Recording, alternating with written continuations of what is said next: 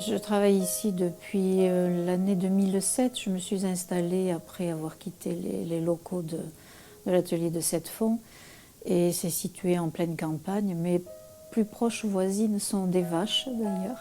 L'idéal pour pouvoir travailler au calme.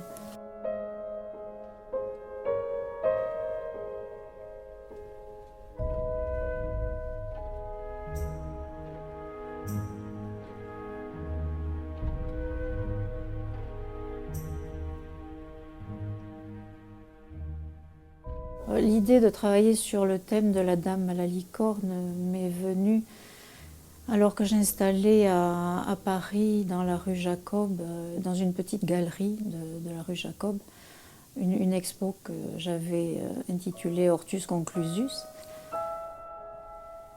Et comme le musée de Cluny est situé pas très loin et que je ne le connaissais pas, et quand je suis rentrée dans la pièce qui accueille la tenture de la dame à la licorne, ça a été un vrai choc.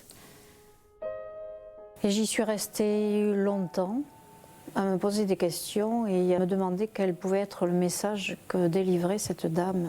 L'interrogation a été telle que je suis revenue plusieurs fois lors de mes séjours à Paris. Et l'interrogation restait toujours la même. Bon, bien sûr, j'ai quand même apporté certaines réponses. Et c'est ce qui m'a incité à vouloir développer ce thème et à proposer le projet de monter cette exposition en choisissant la salle de la médiathèque Mémo parce qu'elle était obscure.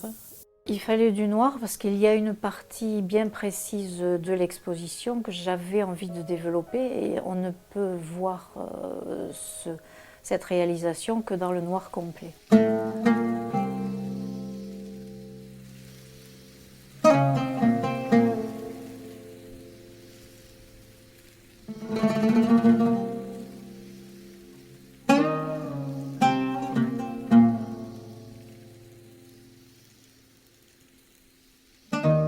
Les trois thèmes qui sont développés sont donc le jardin, le bestiaire et le sixième sens. Je reprends un ovale avec l'intérieur de l'ovale des tentures qui représenteront le jardin.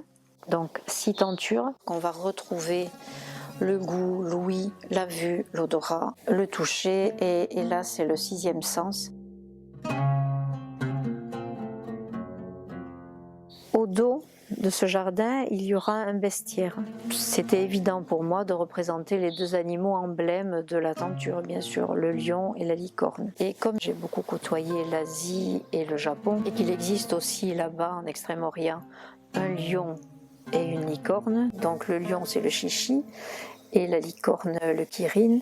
Et il m'a semblé intéressant de faire une reproduction occidentale et une reproduction en parallèle extrême orientale avec ces deux animaux, le chichi et le kirin. Et ensuite les deux autres tentures représentent différents animaux, qu'ils soient fantastiques ou non, domestiques ou pas, sauvages ou pas, animaux à poils ou animaux à plumes.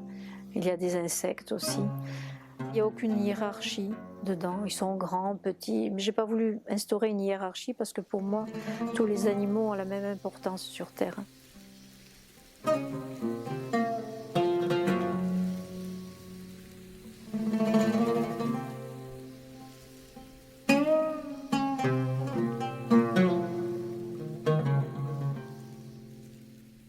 Le sixième sens est introduit par la dame à la licorne que j'ai légèrement modifiée. Cette dame invite le public à visiter l'espace du sixième sens.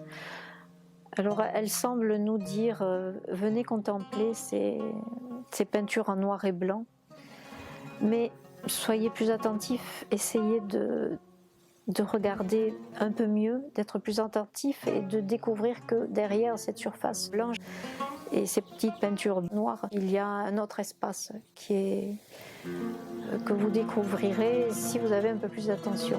Cette vision que moi je veux vous montrer, c'est cette autre vision, celle que vous ne voyez pas pendant le jour. Et donc ça peut être ça l'intuition. Mais l'intuition ça se travaille. Donc en fait sur cette même surface, on distinguera ce qu'on voit le jour, mais cette autre vision, on ne pourra la voir que la nuit, dans un autre état de perception.